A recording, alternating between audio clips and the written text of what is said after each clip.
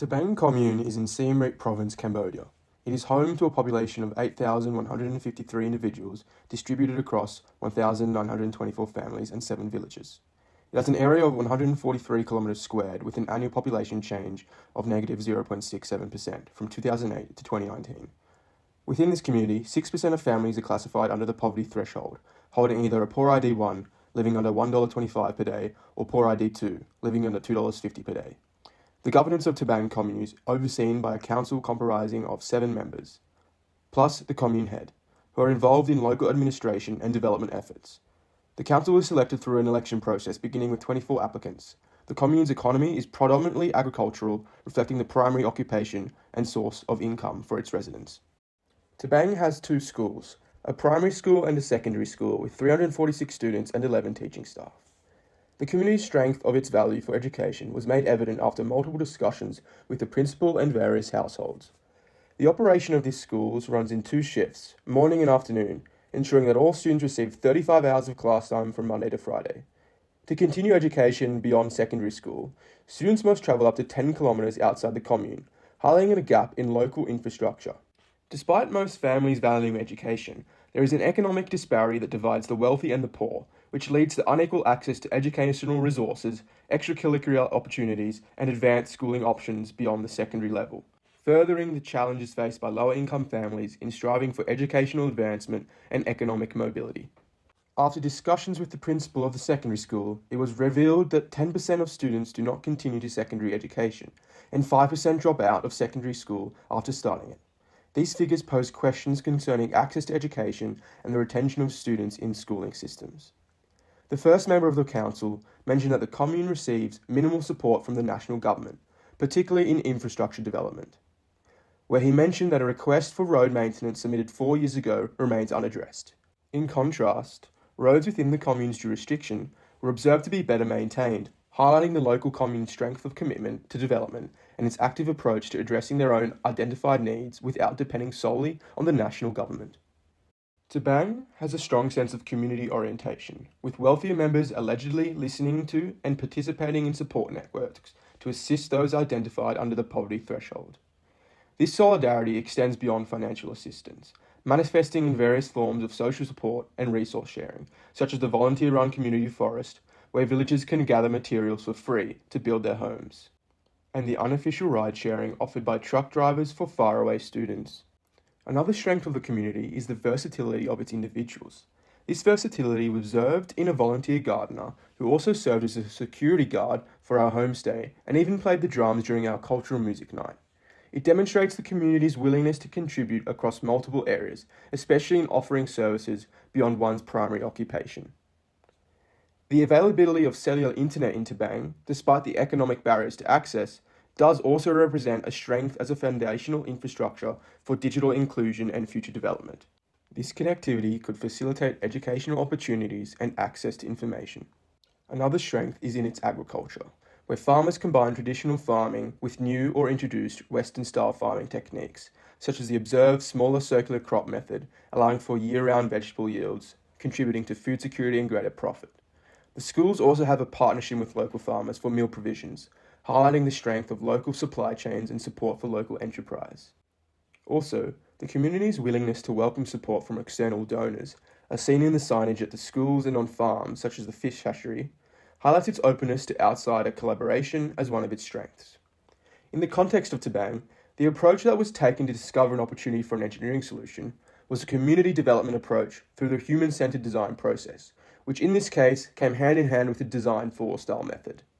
According to EWB Australia, the user-centered design process is a holistic step-by-step process which guides strategy, design, and delivery. Our idea centered on the role of local champions and discipline experts to promote community self-help. The idea and the process that took us there extended beyond the design of a technology to consider a social, technical context. The idea was to start a class or club in the school to teach the students how to fix and maintain bikes. The students will then grow up with practical skills they otherwise would not have. This may benefit the community as the students can share these skills with each other, whereas an outside business might prioritize profits instead of helping the students. By following each process stage, we recognise a set of needs which included encouraging students to stay in school, access to education, and upskilling those that discontinue into higher education. Although, I do recognise that our idea only scratches the surface of these needs. The program centres on having hands-on classes that encourages children who do not want to progress to university to stay in school. This may then lead to those who stay in the community being more independent, offering more value, and feeling more valued. This is the foundation of a community and could help the community develop into the future. Another need was a cheaper bike repair option. By introducing this, there will be less expenses for parents to pay for their bikes, and it may encourage them to keep their kids in school. Also, the local mechanic who has an already existing business could now be paid to share his skills rather than independently use them, while also now having more time to fix his motorbikes. To set up this program, we would need a teacher for the students to learn these skills from. This could be a teacher from within the community or a teacher already at the school. They could learn together using the internet, as it is easy to learn how to fix a bike. Once there is a teacher, the students would have the necessary tools to learn into the future, with perhaps older students teaching younger students, giving time back to the teaching staff. Here, they would be learning foundational mechanical skills that could be brought back into an agricultural household setting, exciting parents to pursue further education, like trade or perhaps begin a local enterprise. This idea relies on pursuing community self-help. The program would be established by refurbishing an existing shelter within the school to create a workshop equipped with the necessary tools and parts. This space would serve as a community hub where students collaborate to repair their bikes. For repairs, students would only need to pay for their replacement parts, with the service itself being offered free of charge. This fee structure is designed to instill a sense of value and responsibility towards the program. In cases where a student is on a scholarship or classified under poor ID, community contributions could offset the costs. Additionally, members outside the school are allowed to use the service for a fee, which would be higher than that for a student. The additional revenue generated could be used to subsidise parts for students. We observed that many bicycles for students had been donated by the Singapore Rotary Club. Building on this, there's a potential to evolve this service into a program where students receive a new bicycle upon entering both primary and secondary school. Under this service, students would return their bikes upon completing primary school, which would serve as an incentive for them to continue their education into secondary school, where they would receive a larger bike suitable for their age and size. In reflection, the proposed bike maintenance program faces several limitations. Overwhelming stakeholders with too much agency could lead to confusion and inefficiency due to a lack of standardized procedures. Sourcing affordable bike parts and supply chain issues may pose challenges, impacting the program's sustainability. Additionally, teachers might face increased workloads, potentially affecting their well-being and the quality of education. The necessity for proper training and safety measures for students handling repair tools adds another layer of complexity and resource demand. Ensuring equity and accessibility remains a concern, as reduced costs for parts might still be prohibitive for the most disadvantaged students, potentially leading to inequity within the program. Lastly, sourcing the funds for the upfront costs was left as a burden on the school, which may pose a barrier to entry regarding the idea. Instead, perhaps we could have come up with a more regimented funding scheme for them to follow. I will now discuss and critique how the human-centered design process led us to this final idea. The first stage of this process was to discover, which involved mapping the problem space, observing design opportunities and assets, and discovering the needs and strengths of the commune. During this stage, we noticed that students used bicycles as their primary means for transportation, or they would form a makeshift tandem with friends when they did not have access to their own. In our interviews with 4 different families, we found that the local mechanic often ended up having to maintain these bicycles, and it was a costly process. We also discovered, through interviewing a primary school teacher, that some students could not access education as they could not afford a bicycle, where walking was no option as they lived too far from the school. Additional observation revealed inappropriate cooking methods prevalent in the community, which posed potential health risks from smoke inhalation and fires. Also, the common practice of domestic waste burning highlighted significant sanitation issues. pointing towards a need for proper waste disposable solutions. From these observations, it was clear that some SDGs were not being adequately addressed within the commune. Specifically, SDG 6, SDG 4, and SDG 7, clean water and sanitation, quality education, affordable and clean energy, as well as SDG 16, peace, justice and strong institutions. A defining moment stressing the neglect of SDG 16 was the claim made by the commune head regarding domestic violence, attributing blame to the victim. The second stage was to define. This stage involved further scoping the context and understanding the problem from the perspective of the user, their needs and priorities.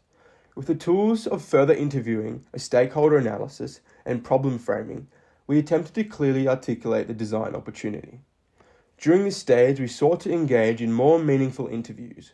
By recognizing our shortcomings in earlier interviews, we shifted from questions that would incite narrow responses to more open-ended questions that offer more complexity.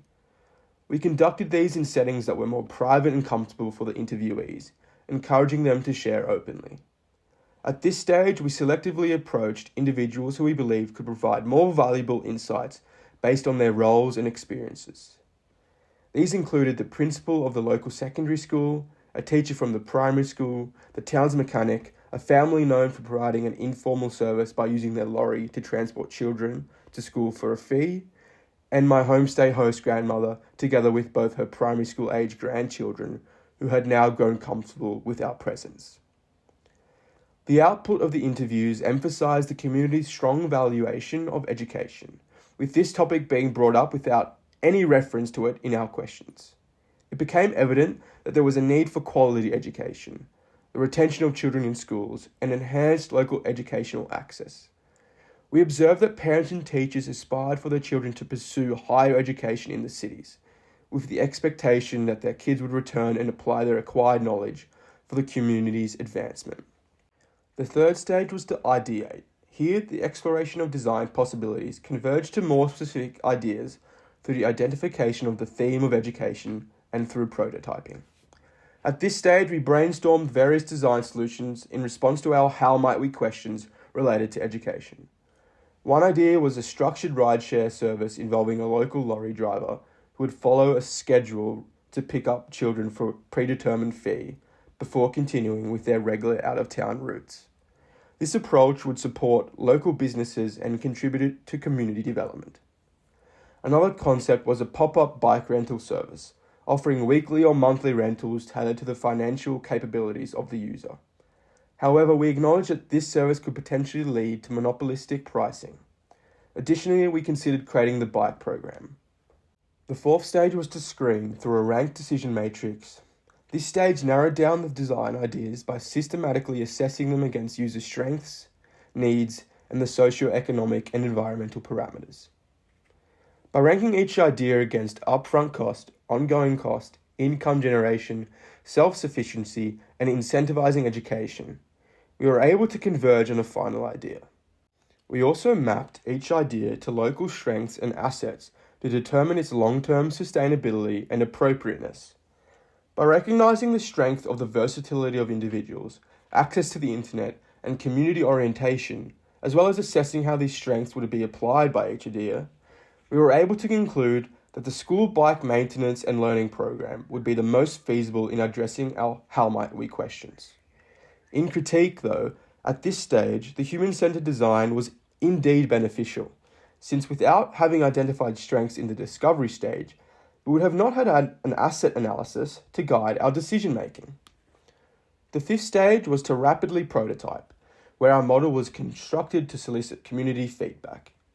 Here, the focus should have been on the validation and iteration through feedback to determine the design's suitability, but in reality, this did not happen. In reflection, this stage of the human-centered design process required more time to validate the idea among a broad spectrum of the demographic of stakeholders in the commune, not just one. Given the constrained time frame, this process was limited by insufficient community engagement and a lack of diverse perspectives, challenging our ability to fully assess the final prototype's impact and relevance to the entire community. In critiquing this, It is clear that at this stage, design with or user-led process may have been beneficial as it would have given the stakeholders agency in the implementation of the idea, where they themselves would be able to rapidly validate and iterate by having a clearer understanding of their own needs. However, this would require internal stakeholder collaboration and agreement, which I can recognize as a barrier, leading me to reflect on which stakeholders would be chosen, why, and how would this impose a decision bias. The sixth stage, communication, revealed a limitation of human-centered design and humanitarian engineering. Despite our team's efforts to present a well-formulated model and roadmap, the absence of key stakeholders during this feedback phase led to a lack of meaningful dialogue and validation, highlighting the need for aligning project timelines with stakeholder availability and emphasized the importance of building and maintaining community relationship throughout the project lifecycle. It is clear then that without active and sustained stakeholder involvement in a humanitarian context, ideas risk failing to meet community needs and achieving sustainable outcomes. It is clear from this discussion that the human-centered design process relies on an engineer being culturally aware, diverse, and adept to combine knowledge from multiple disciplines to adopt appropriate development. However, there are cases where the use of this humanitarian engineering process does not guarantee an appropriate output. A case study on the misuse of human-centered design was the play pump, resulting in the implementation of an inappropriate technology. The play pump system used a children's merry-go-round in a school to pump water from underground to a 10-meter high reservoir. Well, why did it fail? It was costly at $14,000 each, making it unsuitable for local communities compared to traditional hand pumps. There was also a notable lack of community involvement and ownership, leading to poor acceptance and engagement. Cultural misjudgments assumed children's play could meet all the water needs, often resulting in women manually operating the labor-intensive pumps, which ended up taking 3 hours of constant work to meet the daily needs of the community. Moreover, its maintenance model based on advertising revenue was ineffective, failing to cover upkeep costs, while parts and knowledge on how to fix it was not accessible within the community itself. So where did it go wrong in the human-centered design process? In this case, developers demonstrated an inefficient understanding of user-centered design principles. Initially, the team failed to thoroughly understand and incorporate the practical and cultural needs of the community, ignoring the step of emphasizing with user experience and requirements. Also, it lacked adequate cycles of prototype testing and community feedback, critical for validating the design against real-world user conditions and expectations. Moreover, it did not consider a strength and assets-based approach, with its long-term maintenance sustainability being overlooked.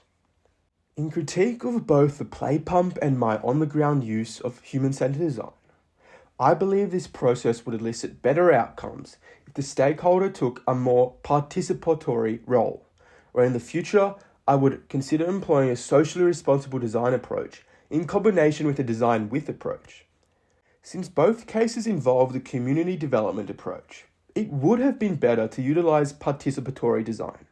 However, there must be emphasis on the consideration of which stakeholder demographic is able to effectively participate in balance with the humanitarian engineer's role to combine their high-level knowledge with a sensitivity towards the strengths and needs of the culture and customs of the community.